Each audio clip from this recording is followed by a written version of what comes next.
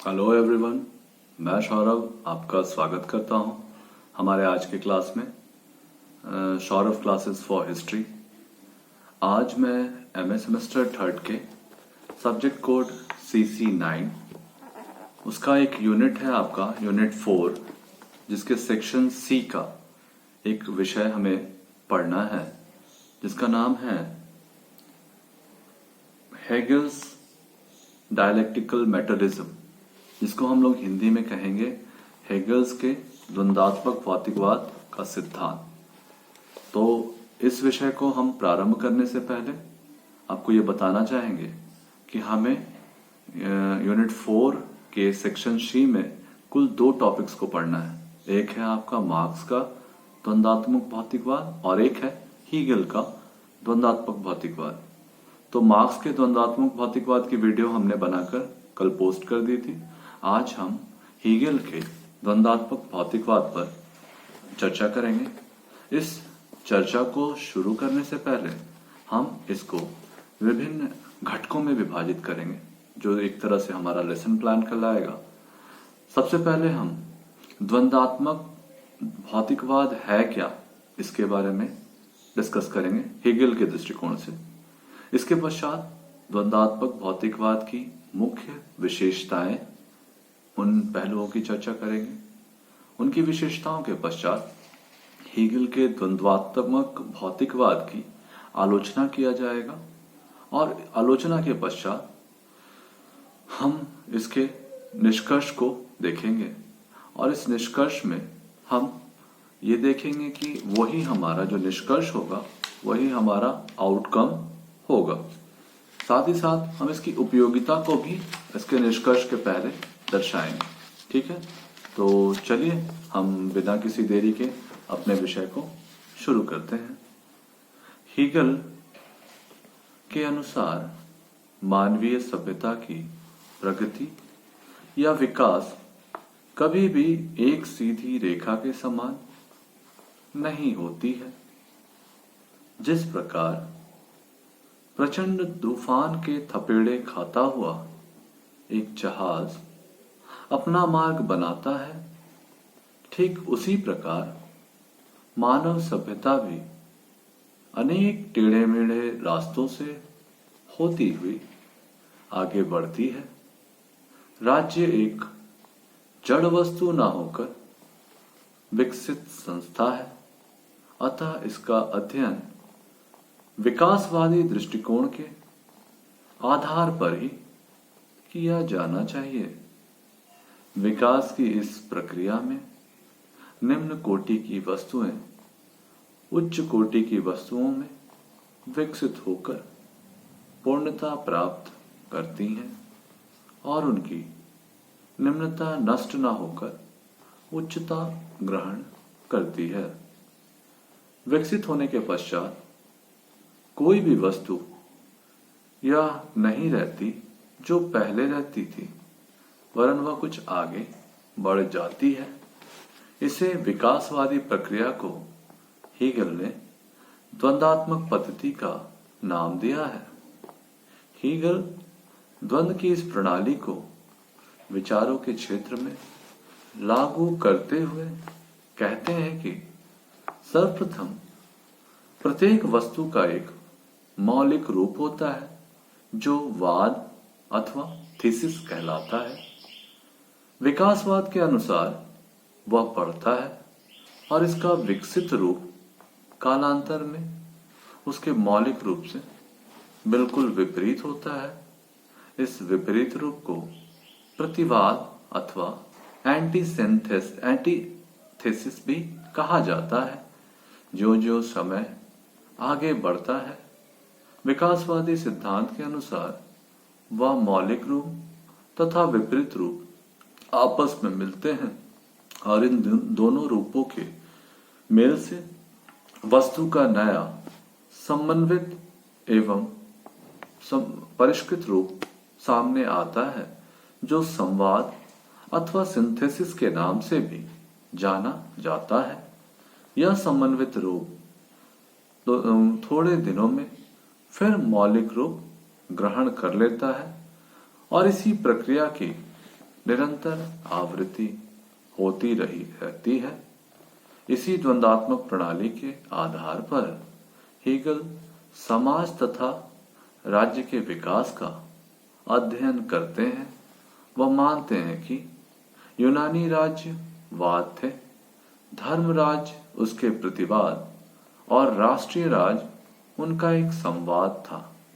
कला, धर्म तथा दर्शन को भी वह इसी प्रकार वाद, प्रतिवाद तथा संवाद मानते हैं। हेगल के अनुसार द्वंद्व की इस पद्धति से ही विश्व के सभी विचार विकसित होते हैं। अब द्वंद्वात्मक भौतिकवाद को जानने के पश्चात हम उसकी विशेषताओं पर चर्चा करते हैं कि हेगल द्वारा प्रतिपादित द्वंद्वात्मक पद्धति को पूर्णतः समझने के लिए हम इसकी विशेषताओं के बारे में चर्चा करेंगे। इसकी प्रथम विशेषता यह होती है कि यह स्वतः प्रेरित और स्वतः संचालित होता है और इसी आधार पर यह निरंतर प्रतिगामी होता है। इसकी दूसरी प्रमुख विशेषता यह है कि यह व्यवस्थित विचार से संबंधित है। मानव पतन की ईसाई धर्म की मान्यता के विरुद्ध हेगल द्वारा मानव प्रगति के विचार का प्रतिपादन किया गया। इस संबंध में उसका विचार था कि मानव प्रगति को निर्धारित करने वाला तत्व विश्वात्मा का विवेक है। यह विवेकपूर्ण विश्वात्मा अपने विकास के लिए विभिन्न अवस्थाओं को धारण करती है और लक्ष्य सिद्धि तक उसे निरंतर आगे बढ़ाती है। यह व्यवस्थित मानव प्रगति द्वंद्वात्मक पद्धति के माध्यम से ही संपन्न होती है। इसकी तीसरी प्रमुख विशेषता यह है कि प्रगति या विकास दो परस्पर विरोधी वस्तुओं या शक्तियों में द्वंद्व अथवा संघर्ष का परिणाम है। इस प्रकार संघर्ष ही विकास का माध्यम है। संघर्ष की प्रक्रिया ही पहले वाद, फिर प्रतिवाद और उसके बाद संवाद को जन्म देती है, जिसमें दोनों के गुण विद्यमान होते हैं और जो वाद और प्रतिवाद की उच्च स्थिति का प्रतीक होती है। इसकी चौथी महत्वपूर्ण विशेषता यह है कि संघर्ष में इस समस्त प्रक्रिया में विचार को ही प्रमुख स्थिति प्राप्त होती है। विचार ही पदार्थ की स्थिति को नियंत्रित और निर्धारित करते हैं। इसी आधार पर कुछ लेखकों ने हेगल के द्वंद्वात्मक को आध्यात्मिक द्वंद्वात्मक का भी नाम दिया है। द्वंद्वात्मक पद्धति के उपयुक्त अध्ययन से हमें ज्ञात होता है कि हेगल के अनुसार सामाजिक प्रगति विरोधी तत्व के माध्यम से होती है। ये विरोधी तत्व आपस में टकराते हैं और उनके टकराव से एक नए विचार का जन्म होता है, जिसमें सहयोगी और विरोधी दोनों ही प्रकार के तत्वों का सम्मिश्रण होता है और वह उनसे बढ़कर स्थिति में होता है। इस तरह प्रगति की यह प्रक्रिया आदर्शों की प्राप्ति तक बराबर चलती रहती है और सामाजिक विकास की गति निरंतर नए लक्ष्यों की ओर बढ़ती जाती है। इसी तथ्य की ओर संकेत करते हुए राइट महोदय का कथन है कि द्वंद्वात्मक विशुद्ध तर्क का अत्यंत निराकार धारणा से प्रारंभ होती है और इसकी समाप्ति विचार के अत्यंत साकार रूप, अपनी पूर्ण व्यापकता तथा सकारात्मकता के साथ निरपेक्ष वृद्धि के दर्शन के रूप में होती है। अब हम इस द्वंद्वात्मक भौतिकवाद की विशेषताओं के पश्चात इसकी आलोचना देखते हैं। इसकी आलोचना में क्या दर्शाए गए हैं। तो हेगल ने इस पद्धति को बहुत ही मनमाने ढंग से अपनाया है और खींचतान करके इसे ऐसे तथ्यों को भी लागू करने की चेष्टा की है जिन पर इसे सफलतापूर्वक लागू नहीं किया जा सकता है। उदाहरण के लिए वह संपूर्ण विश्व इतिहास को 3 युगों में विभाजित करते हैं: पूर्वी युग, यूनानी युग तथा रोमन युग और जर्मन युग। इन 3 युगों के अतिरिक्त वह विश्व इतिहास के अन्य किसी युग को महत्वपूर्ण नहीं मानता। इतिहास की दृष्टि से यह स्थिति सत्य से कोसों दूर है, भ्रांतिपूर्ण और दूषित मनोवृत्ति की परिचायक भी है। इस प्रकार इस पद्धति की हमें वास्तविकताओं का ज्ञान कराने के बजाय विभिन्न भ्रांतियों के जाल में उलझा देती है। इसकी आलोचना का दूसरा प्रमुख तत्व यह है कि विभिन्न वस्तुओं के बीच विरोध की निराधार और अनावश्यक कल्पना की गई है। हीगल कहीं कहीं अस्पष्ट रूप से विरोध का दर्शन करते हैं।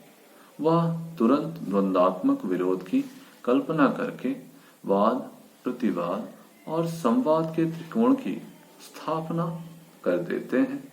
उदाहरण के लिए हीगल ने अपनी पुस्तक स्पिरिट ऑफ फिलॉसफी में यह प्रतिपादित किया है कि कला, धर्म, दर्शन क्रमशः वाद, प्रतिवाद और संवाद का प्रतिनिधित्व करते हैं, किंतु यह नहीं बताते और ना ही यह बता पाना संभव है कि कला और धर्म परस्पर विरोधी कैसे हैं और उनमें समन्वय से दर्शन कैसे उत्पन्न होता है। इसकी आलोचना करते समय हम तीसरा जो महत्वपूर्ण तत्व देखते हैं कि इस पद्धति में वैज्ञानिकता का नितांत अभाव पाया गया है। इस पद्धति को अपनाते हुए मनमाने रूप से वाद, प्रतिवाद और संवाद की स्थितियां खड़ी करके किसी भी अच्छी व्यवस्था को बुरी और बुरी व्यवस्था को अच्छा सिद्ध किया जा सकता है। उदाहरण के लिए इस पद्धति का प्रयोग करके स्वयं हीगल ने प्रशिया के निरंकुश राजतंत्र को विश्व की सबसे श्रेष्ठ व्यवस्था सिद्ध किया था। इस पद्धति की अवैज्ञानिकता इस बात से भी स्पष्ट होती है कि इस पद्धति को अपनाकर हीगल और मार्क्स ने राज्य के संबंध में परस्पर नितांत विरोधी धारणाएं व्यक्त की हैं। इस पद्धति की अवैज्ञानिकता को लक्ष्य करते हुए वेबर लिखते हैं कि हीगल की यह पद्धति सिर्फ नाम मात्र की ही वैज्ञानिक है, क्योंकि इसका विकास विज्ञान के बागीचे में नहीं वरन प्रशिया के शासन की दास्तान के कूड़े में हुआ था। इस प्रकार से हम जब हीगल के द्वंद्वात्मक पद्धति की आलोचना को देखते हैं तो हमें इसकी कमियों का ज्ञान होता है। अब हम हीगल के द्वंद्वात्मक पद्धति की उपयोगिता की चर्चा करते हैं। इस पद्धति में इन विभिन्न दोषों के होते हुए भी इसकी बहुत बड़ी उपयोगिता मानी गई है, क्योंकि यह वस्तुओं के स्वरूप को स्पष्ट करने में बड़ी सहायक होती है। यह तथ्य है कि विरोधी तत्वों को जाने बिना हम सत्य को ठीक ठीक से नहीं पहचान पाते। जीवन संघर्षों का रंगमंच होता है और इन विरोधों तथा संघर्षों के समन्वय का कितना महत्व है यह सिद्ध करने की आवश्यकता नहीं होती। हीगल का द्वंद्वात्मक द्वंद्ववाद इसी सत्य की ओर हमारा ध्यान आकर्षित करता है। दार्शनिक बर्ट्रैंड रसल के अनुसार हीगल का द्वंद्वात्मक पद्धति मानव मन की कार्य प्रणाली को सुचारू रूप से चित्रित करती है, क्योंकि कई बार मानव मन इसी प्रकार के विरोधों के मार्ग से आगे बढ़ता जाता है। इस प्रकार से जब हम इसकी उपयोगिता पर प्रकाश डालते हैं तो हमें स्पष्ट होता है कि हीगल के आदर्शवादी दृष्टिकोण आज भी हमारा मार्गदर्शन अवश्य करते हैं, यद्यपि इसमें कुछ त्रुटियां अवश्य रह गई थी जिसका संशोधन कार्ल मार्क्स ने अपने द्वंद्वात्मक भौतिकवाद में किया था, लेकिन इसके बावजूद इसकी महत्ता को हम नकार नहीं सकते। इस पद्धति में अनेक दोषों को देखते हुए इतिहासकारों ने और विद्वानों ने लिखा है कि जिस प्रकार 18वीं सदी में प्राकृतिक कानून के सिद्धांत इसलिए लोकप्रिय थे क्योंकि इससे सब मनुष्य अपनी कल्पना के अनुसार पहले ही स्वीकार किए गए न्याय संबंधी सिद्धांतों को सिद्ध कर सकते थे। उसी प्रकार 19वीं और 20वीं सदी में द्वंद्वात्मक पद्धति ने विचारकों को इस बात के लिए सुविधा प्रदान की कि वे इसके आधार पर राज्य के संबंध में मनचाहे सिद्धांत निकाल सके। कैटलिन जैसे व्यक्तियों ने तो इसे मनोरंजक बौद्धिक अभ्यास कहकर उपहास तक उड़ाया है। कुल मिलाकर इस पद्धति के संबंध में कहा जा सकता है कि विभिन्न घटनाओं और विकास क्रमों की व्याख्या करने वाले सिद्धांत के रूप में यह बहुत भ्रामक है। इस प्रकार हम जब मार्क्स के द्वंद्वात्मक भौतिकवाद को पढ़ेंगे तो हमें हीगल के द्वंद्वात्मक भौतिकवाद की कमियां स्पष्ट रूप से दिखाई देंगी। उसी को संशोधित करके मार्क्स ने अपना द्वंद्वात्मक सिद्धांत प्रस्तुत किया है। कुल मिलाकर अगर हम निष्कर्ष स्वरूप इसकी व्याख्या करें तो हम पाते हैं कि हीगल ने जो द्वंद्वात्मक सिद्धांत का प्रतिपादन किया था वह पूरी तरह से आदर्शवाद के साये में ढाला हुआ एक सिद्धांत था, लेकिन इस सिद्धांत की महत्ता को हम नकार नहीं सकते क्योंकि उन्होंने जिस वाद, प्रतिवाद और संवाद की कल्पना की उससे व्यक्ति को उस विषय में सोचने का आधार मिला जिस पर आगे चलकर अनेक दार्शनिकों और बुद्धिजीवियों ने अलग अलग विचार और अलग अलग दर्शन प्रस्तुत किए। लेकिन इसकी प्रारंभ में इसकी शुरुआत, इसका नवचेतना जागृत करने का काम हम हेगल के द्वंद्वात्मक सिद्धांत में पाते हैं। हेगल के ये सिद्धांत यद्यपि कुछ दोषों से रहित नहीं है, इसमें कुछ कमियां भी अवश्य दिखाई देती हैं, लेकिन इन सब के बावजूद यह जो सिद्धांत है यह आदर्शवाद में डूबा हुआ एक प्रकार का सिद्धांत है जिससे हमें द्वंद्वात्मक पद्धति का ज्ञान होता है और हमें एक नए दृष्टिकोण का पता चलता है। तो कुल मिलाकर यह जो सिद्धांत है, इस सिद्धांत के द्वारा हमें मानव, समाज, राज और व्यक्ति के मानसिकता का ज्ञान होता है। तो हम अपने विषय को यहीं पे विराम देना चाहेंगे। हमें उम्मीद है कि आप मार्क्स के द्वंद्वात्मक भौतिकवाद और हीगल के द्वंद्वात्मक भौतिकवाद को अच्छी तरह से समझ चुके होंगे। अगर आपको कोई डायलेमा है या कोई सवाल होगा तो आप हमें हमारे कमेंट सेक्शंस में सवाल लिखकर पोस्ट कीजिए, हम उसका उत्तर यथासंभव देने का प्रयास करेंगे। और यह काफी महत्वपूर्ण विषय है। लोग हमेशा भ्रमवश कार्ल मार्क्स और हीगल के द्वंद्वात्मक भौतिकवाद में एक समान उत्तर लिख देते हैं। आप वो गलती ना करें। आप ये स्पष्ट रूप से समझ लें कि हेगल का द्वंद्वात्मक भौतिकवाद अलग सिद्धांत था, उसी का परिष्कृत रूप कार्ल मार्क्स के द्वंद्वात्मक भौतिकवाद सिद्धांत में देखा गया है। इन दोनों में पर्याप्त भिन्नता है, उस भिन्नता को आपको समझकर उसका जवाब देना है।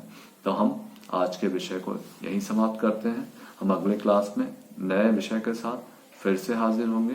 तब तक के लिए आप सबका धन्यवाद।